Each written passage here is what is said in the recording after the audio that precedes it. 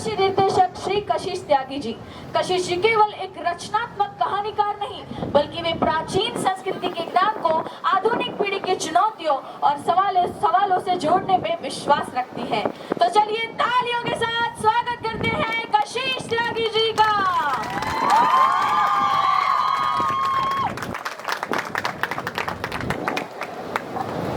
नमस्कार कशिश जी, स्वागत है आपका आज के इस कार्यक्रम में। नमस्कार मीरा जी। तो हमें ये बताइए कि आपको अपने अगले नए नाटक संवाद के पार का आइडिया कैसे आया?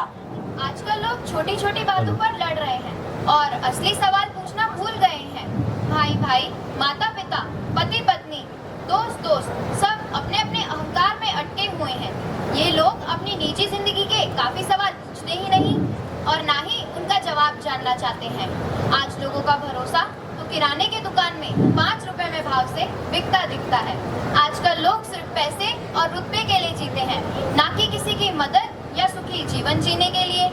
प्रेम भाव, दया एक भी इंसान में मिलना मुश्किल है। तो आपको क्या लगता है कशिश जी कि हम टेक्नोलॉजी में तो आगे बढ़ ही गए हैं, लेकिन इमोशंस जैसे कि पेशेंस, एम्पैथी, रिस्पेक्ट में क्या फेल हो रहे हैं?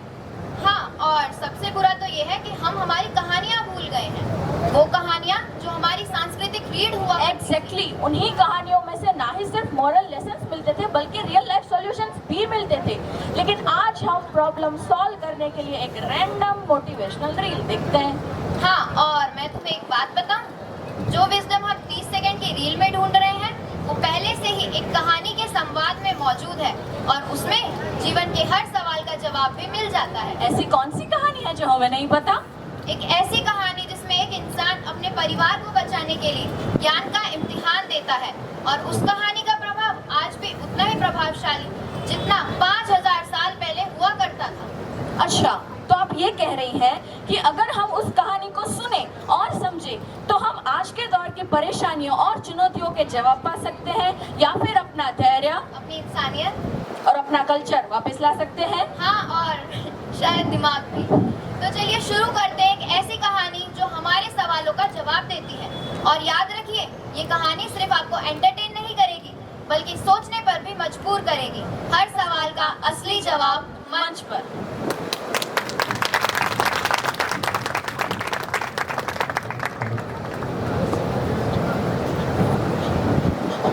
महाराज युधिष्ठिर, महाराज युधिष्ठिर, महाराज युधिष्ठिर, मेरी मदद कीजिए।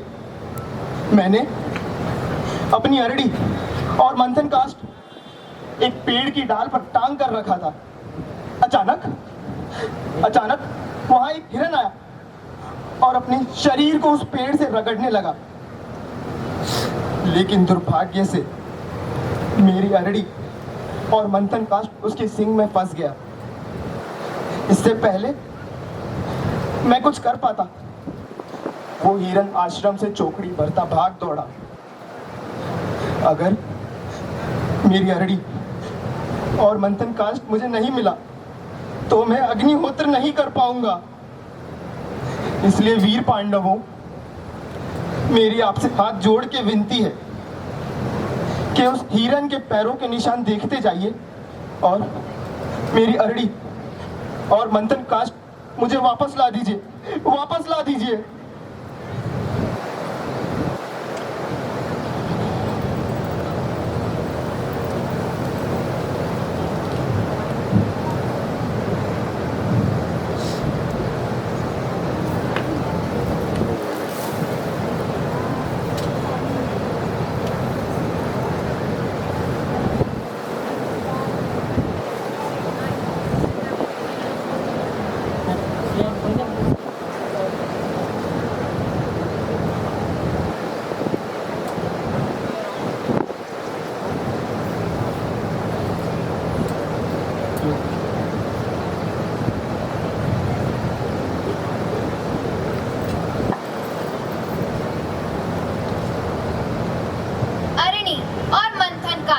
यज्ञ के 2 उपकरण।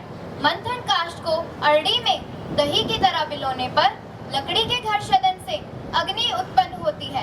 आग जलाने का ये प्राचीन तरीका ब्राह्मणों के लिए बहुत ही महत्व का था। इसलिए उस ब्राह्मण की अरड़ी और मथनी को ढूंढने 5 पांडव कमर कस के उस हिरण के पीछे दौड़े।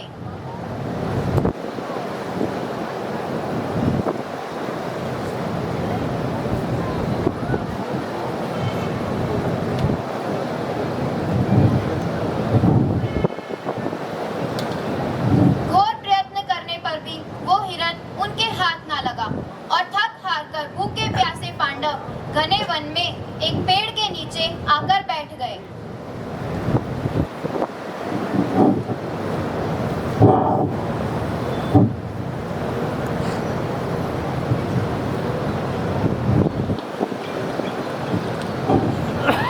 राजन, ये कैसा धर्म संकट है जिनके हाथों कभी धर्म और अर्थ का नाश भी नहीं हुआ। आज वही पांडव एक ब्राह्मण की अर्जी और मछली भी नहीं ला पा रहे।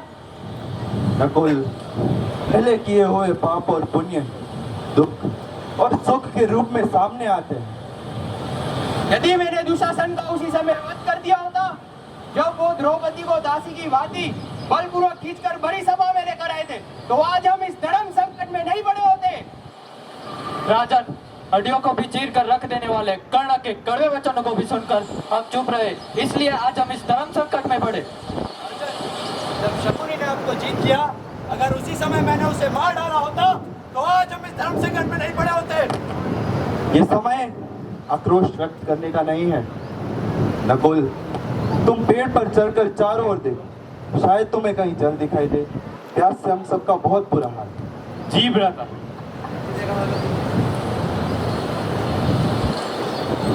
और भाई की आज्ञा पाकर नकुल एक पेड़ की डाल पर चढ़ गया।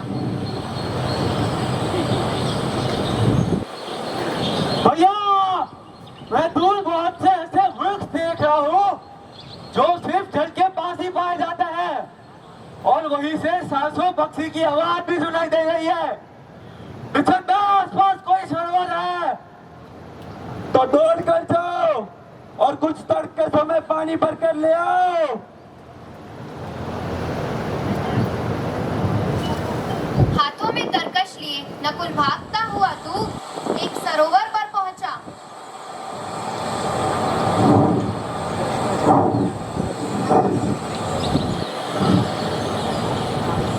मेरा अनुमान सही था।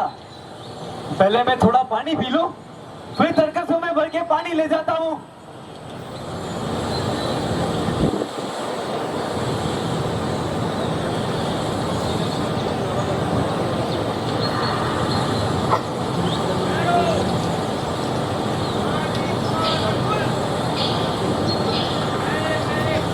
के उत्तर दो, उसके बाद जल पियो और ले जाओ। कौन हो तुम?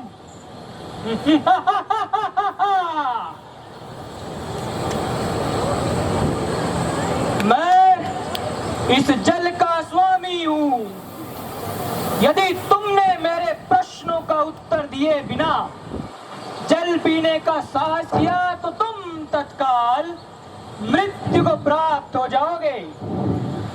पहले मैं अपनी प्यास बुझा लूं, फिर देखता हूं कौन मृत्यु को प्राप्त होता है।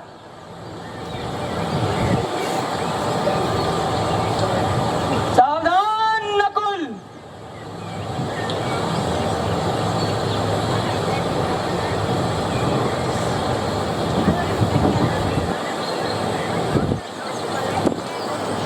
सहदेव, नकुल को गए हुए काफी समय हो गया। अब तक तो उसे आ जाना चाहिए था। तुम जाओ और नकुल को बुला लाओ। जी भैया। जाओ। नकुल, नकुल, नकुल, नकुल, तुम कहाँ हो? नकुल, नकुल, नकुल, नकुल, नकुल, उठो नकुल। तुम्हें क्या हुआ नकुल? नकुल, पहले दो कुछ पानी पी लो, फिर नकुल को उठाता हूँ। शायद प्यास के कारण पानी पीने से पहले ही बेहोश होकर गिर गया। ठहरो।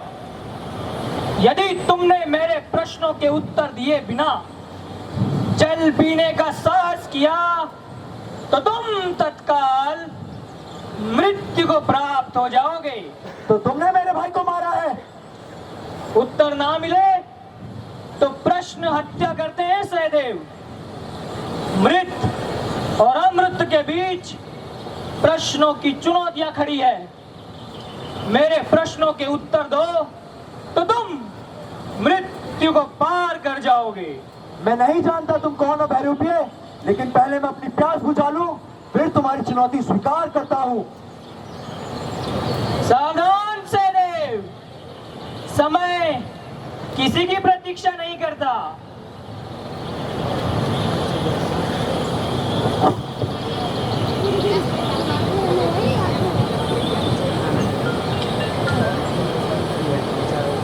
हे राजन, नकुल और सहदेव को गए हुए काफी समय हो गया है। कहीं वो इस माया विमान में फंस तो नहीं गए? मैं अभी जाता हूँ और उनको ढूंढ कर लाता हूँ। आज्ञा दीजिए। नकुल, सहदेव, नकुल, सहदेव, नकुल, सहदेव।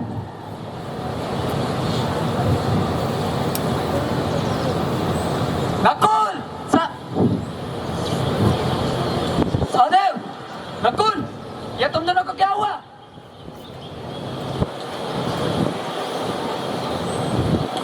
जिसने भी मेरे भाइयों के साथ छल किया है वो सामने आए। कुंती नंदन, क्यों तुम भी अपने भाइयों की तरह मरना चाहते हो? मेरे प्रश्नों का उत्तर दिए बिना तुम इस सरोवर का जल नहीं पी सकते। तुम जो भी हो, साहस है तुम इधर सामने आकर रोको।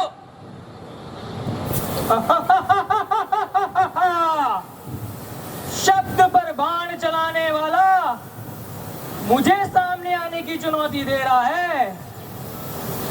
पार्थ, इस प्रकार निर्दोष प्राणियों पर आघात करने से क्या लाभ? यदि तुम्हें जल चाहिए तो पहले मेरे प्रश्नों के उत्तर दो, और यदि तुमने मेरे प्रश्नों के उत्तर दिए बिना जल पीने का साहस किया तो तुम भी तत्काल मृत्यु को प्राप्त हो जाओगे। क्या बिगाड़ा था इन्होंने तुम्हारा? क्या बिगाड़ा था? ये सरोवर मेरा है और इन दोनों ने मेरे रोकने के पश्चात भी इस सरोवर के जल को पीने का अपराध किया है। ये लोग प्यासे थे। प्यासे थे?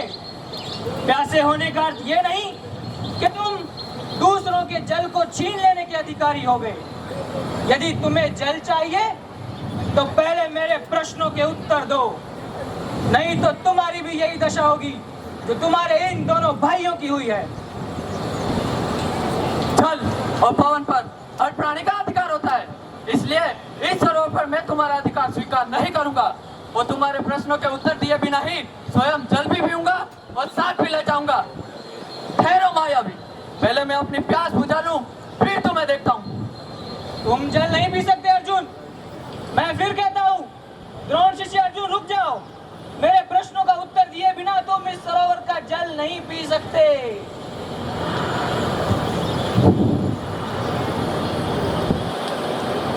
सहदेव को पाने के लिए अर्जुन को गए हुए काफी देर हो गई। तुम जाओ और जाके देखो वो क्यों नहीं लौट रहे।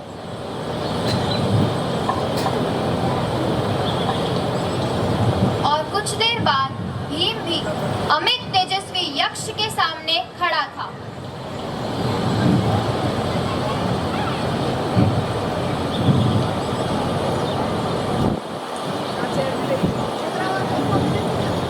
आज मुझे तुमसे युद्ध करना ही पड़ेगा राक्षस, पर पहले मैं ये जल पीकर ये सिद्ध करूंगा इस जल पर तेरा कोई अधिकार नहीं, फिर तुम्हें इन हत्याओं का दंड दूंगा।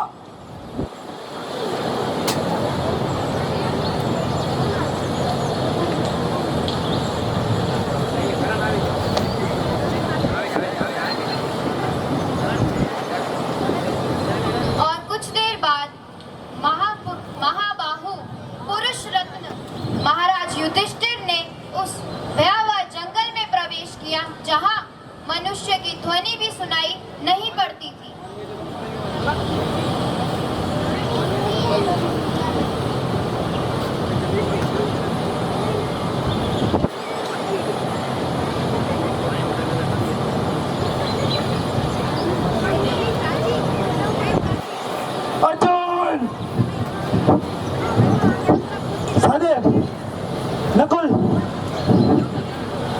महाबाहु भीम, तुमने ये प्रतिज्ञा ली थी कि युद्ध में तुम अपनी गदा से दुर्योधन की दोनों जांघें तोड़ डालोगे, और आज तुम्हारे इस तरह गिर जाने से मेरे लिए वो सब कुछ व्यर्थ हो गया।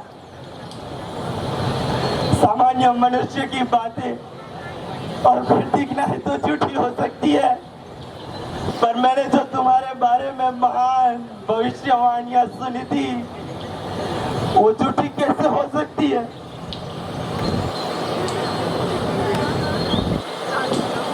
इन वीरों को किसने मार गिराया? ना ही इनके शरीर पर कोई अस्त्र शस्त्र का चिन्ह है, ना ही इस स्थान पर दूसरों के पैरों के निशान। संभव है दुर्योधन ने कोई षड्यंत्र रचा हो, या गांधार राज शकुनी ने। आह पूरी होने पर सबका अंत कर देने वाले धर्मराज के अलावा इन वीरों से और कौन भिड़ सकता है?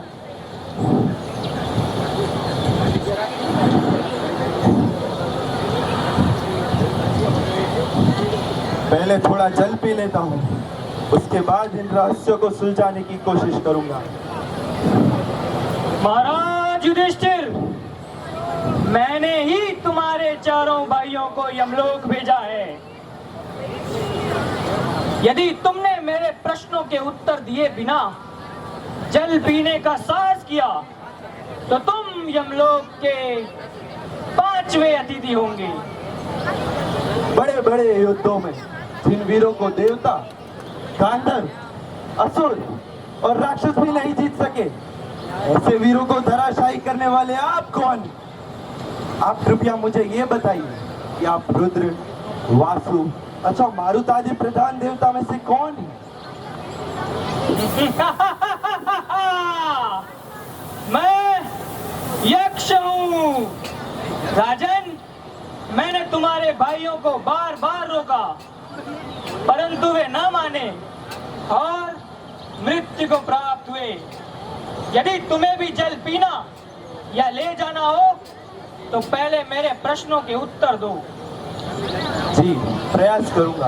अब प्रश्न कीजिए। पृथ्वी से भारी क्या है? माता। आकाश से ऊंचा कौन है? पिता। पवन से भी अधिक तीव्र गति किसकी है? मन। संख्या में तिनकों से अधिक क्या है? चिंता। मृत्यु के समीप हुए पुरुष का मित्र कौन है? दान। धर्म, यश, स्वर्ग अथवा सुख का मुख्य स्थान क्या है? धर्म का मुख्य स्थान दक्षता है, और यश का मुख्य स्थान दान, स्वर्ग का मुख्य स्थान सत्य है, और शील का मुख्य स्थान है सुख। मनुष्य की आत्मा क्या है? पुत्र। जगत को किस वस्तु ने ढक रखा है? अज्ञान। आलस क्या है? धर्म ना करना आलस है। सुखी कौन है? जो ऋणी ना हो वही सुखी है। सच्चा स्नान कौन सा है? जो मन का मैल धो दे वही सच्चा स्नान। काजल से भी अधिक काला क्या है? कलम। लोक में श्रेष्ठ धर्म क्या है? दया श्रेष्ठ धर्म है। किसको वश में रखने से शोक नहीं होता? मन को वश में रखने से शोक नहीं होता। लज्जा क्या है? ना योग्य काम करना लज्जा है। तो दया क्या है? सबके सुख की इच्छा करना दया है। राष्ट्र की मृत्यु का कारण क्या होता है? पराजगता के कारण राष्ट्र की मृत्यु होती है। हे राजन, वास्तव में ब्रह्मत्व का प्रमाण क्या है? कुल, चरित्र, शिक्षा या शास्त्र ज्ञान? हे यक्ष, कुल, शिक्षा या शास्त्र ज्ञान ब्रह्मत्व को सिद्ध नहीं करता। ब्रह्मत्व का प्रमाण तो निसंदेह चरित्र ही है। अच्छे चरित्र वाला शूद्र उस ब्राह्मण से अच्छा है जो शास्त्रों का ज्ञान रखता हो। पर जिसका चरित्र अच्छा ना हो। धर्म क्या तर्क में है? नहीं, तो क्या ऋषियों की विचारधारा में है? नहीं, क्योंकि किसी एक ऋषि की विचारधारा दूसरे से नहीं मिलती, उनमें मतभेद होता है।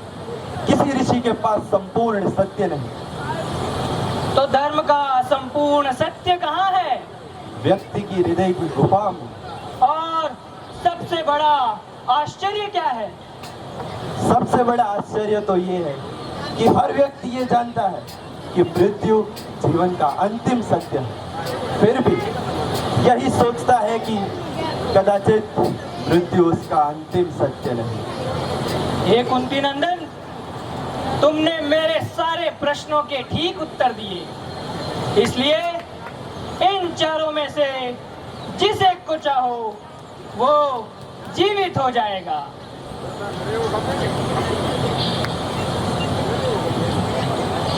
हे यक्ष, यदि इनमें से कोई एक ही जीवित हो सकता है तो मैं अपने प्रिय अनुज महावीर नकुल को जीवित देखना चाहता हूँ। हे कुंती नंदन, भीम और अर्जुन जैसे भाइयों को छोड़कर तुमने नकुल के ही जीवित होने की इच्छा क्यों की? मेरे लिए माता कुंती और माता माद्री में कोई अंतर नहीं। मैं दोनों माताओं के प्रति समान भाव रखता हूँ। इसलिए यदि मैं भीम या अर्जुन को चुनता तो ये माता माद्री के साथ अन्याय हो जाता।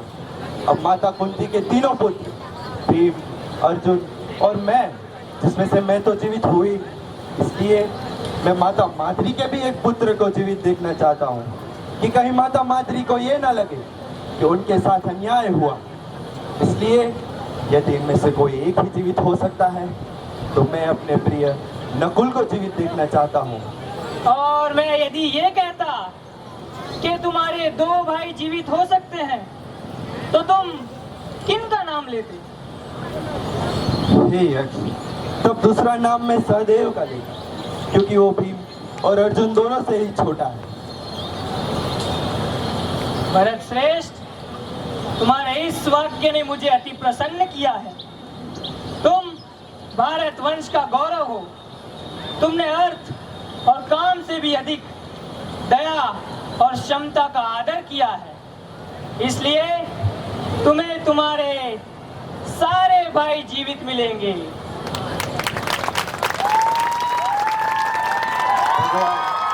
यक्ष तो आते नहीं, क्योंकि यक्ष जीवन दान नहीं दे सकते। आप तो कोई देव श्रेष्ठ ही है, कृपया अपना परिचय दीजिए। हे ज्येष्ठ कुंती पुत्र, मैं धर्मराज हूँ और तुम्हें देखने के लिए यहाँ आया था।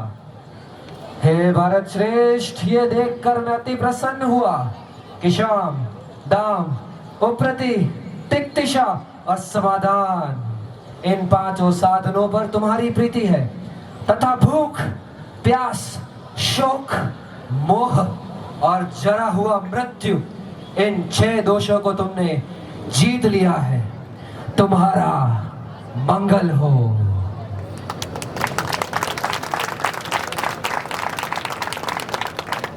प्रश्न कभी समाप्त नहीं होते, पर ये वह मूलभूत प्रश्न है जो हर विद्यार्थी को अपने आचार्य से करने चाहिए, क्योंकि प्रश्न ही उत्तर के द्वार खटखटाते हैं। प्रश्न ही उपलब्धि द्वार है।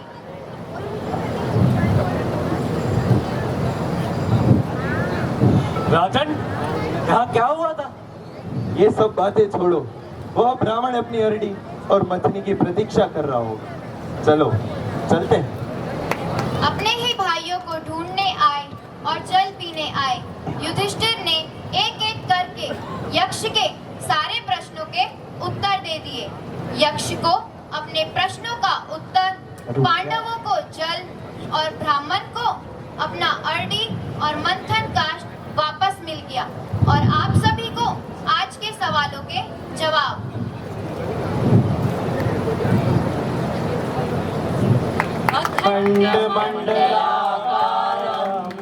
व्याप्तं येन चराचरं तत्पदं दर्शितं येन तस्मै श्री गुरुवे नमः। तस्मै श्री गुरु